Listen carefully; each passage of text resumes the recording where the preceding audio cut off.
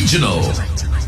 Impasigurado ni Itogon Mayor Bernard S. Waclin nakasaganan ti munisipyo iti Itogon at tumulong iti panakaipatungpal iti nadumado mga infrastructure project iti sidong iti 2026 General Appropriations Act. Apanggit na pasaya atin iti panagduraas kadag iti rural lugar. Sigon kini Mayor Waclin na kumpirmaan ti League of Municipalities, League of Governors ken League of Cities in the Philippines iti may nga MOA kadwa digiti ahensya iti gobyerno tapnon tulungan da iti implementar digiti proyekto akas iti school buildings, farm to market roads, keda dumapay government infrastructure project. Empeteng na nga panggitda nga aramaten ti summer season break tapnon rugenda ken makompleto digiti proyekto iti umno nga oras. Para man digiti prioridad a proyekto iti panangibangon iti classrooms building, farm to market roads, ken dumapay government infrastructure. Empeteng na nga panggit nga aramaten iti summer season break tapnon rugyan ken makompleto digiti proyekto iti umno nga oras. Karaman digiti prioridad a proyekto iti panangibangon iti classroom buildings, farm to market roads, ken dumapay nga infrastructure projects iti masakupan da munisipyo, syudad ken probinsya. Para iti IFM News, Idol Shanti Papi Tatak IFM.